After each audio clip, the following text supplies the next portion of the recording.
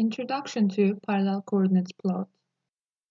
Cartesian Coordinates Plot Construction.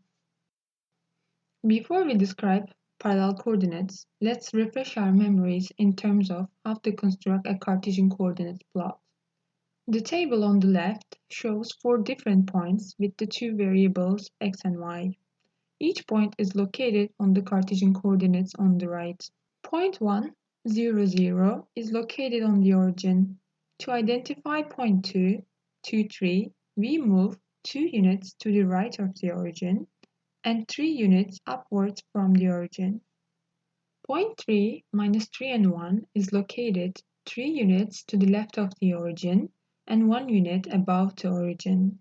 Also, we can follow a similar process for identifying point 4. What happens when you try to plot more than 2 variables on a Cartesian coordinates plot?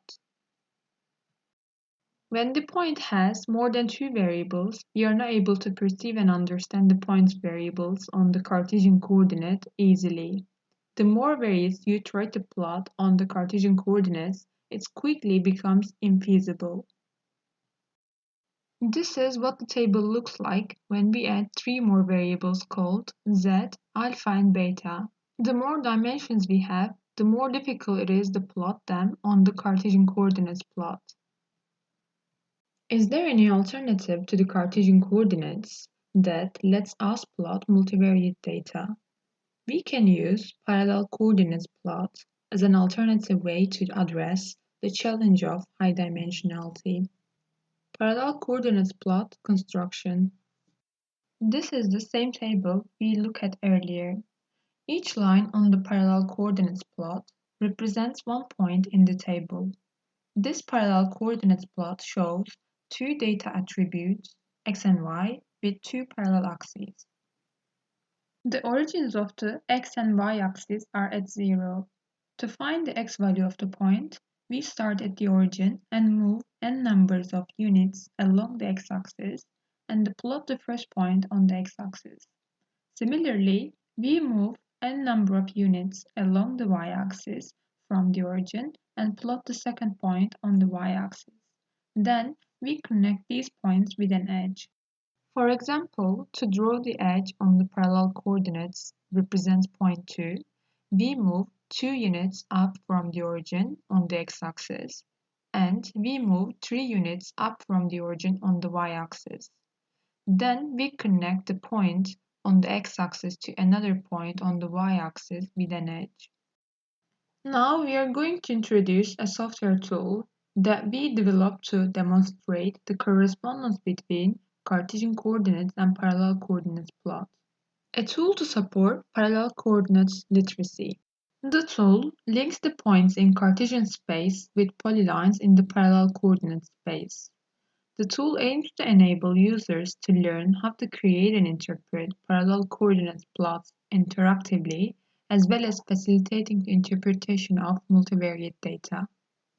A point appears on the Cartesian coordinates, and the corresponding edge appears on the parallel coordinates.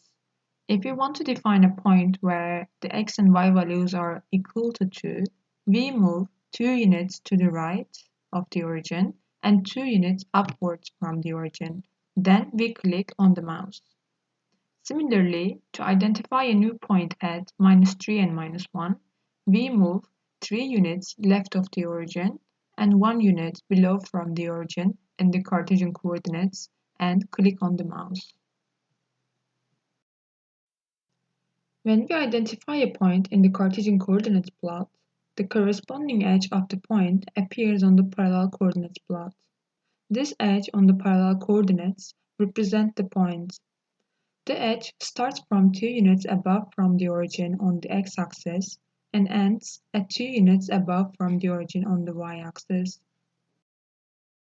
To convey the link between the points and polylines, each point and polyline can be labeled with the same letter.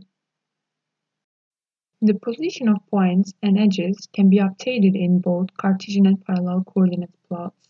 As I click and drag the points from right to left on the Cartesian coordinates, the x-coordinates decrease in both Cartesian and parallel coordinates plots. The same is true for the y position. When I drag the point from top to bottom on the Cartesian coordinates, y-coordinates decrease in both plots.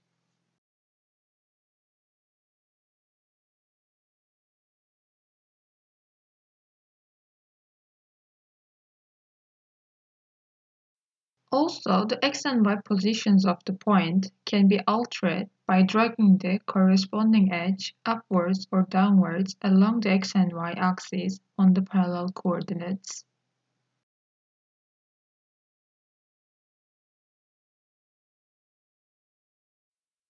We can also draw edges between x and y position that creates points on the Cartesian coordinates with default size, color, and shape settings.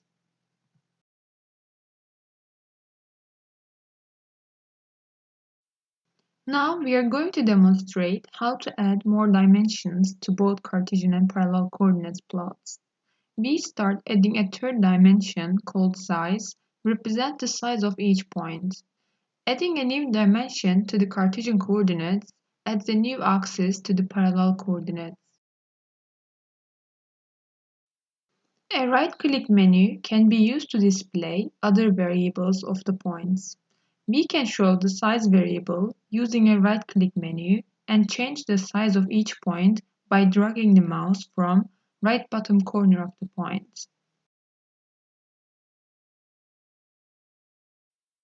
So selecting the size variable from the right-click menu adds the size axis to the parallel coordinates.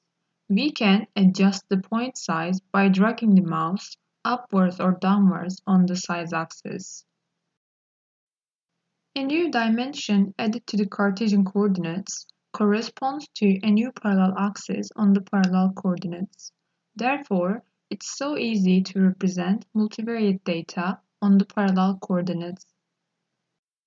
We can also add a fourth dimension. In this example, it will be the dimension of color which is mapped to the x position. Choosing the color option on the right-click menu adds the color axis on the parallel coordinates.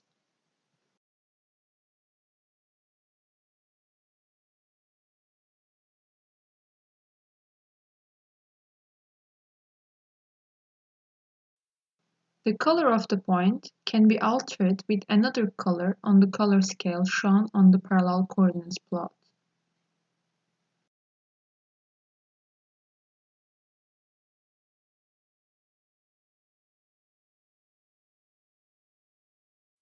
If we want, we can add a fifth variable. In this case, the fifth dimension is going to be the shape of the point. We can select 5 different shapes on the right-click menu, which adds the shape axis to the parallel coordinates. Here, how it looks like when we change the shape of the point, how that maps to the parallel coordinates. If we want to update the point shape, we can also drag the mouse from one shape to the another on the shape axis on the parallel coordinates.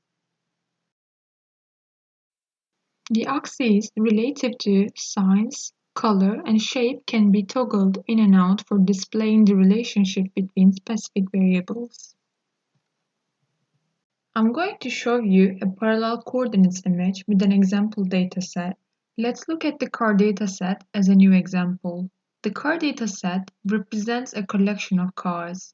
In order to characterize the important attributes of each car, we record them in a spreadsheet. This car dataset shows 7 attributes such as cylinders, displacement, power, weight, acceleration, mileage values, and production year of different car models. Each polyline on the parallel coordinates represents an individual car model. Starting with top left of the image, we can read from left to right. For example, the first 3 car models have 8 cylinders.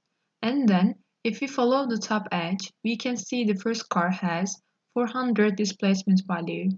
If we continue tracing this edge, the power value is 160, the weight value is 4000, and acceleration value is 14.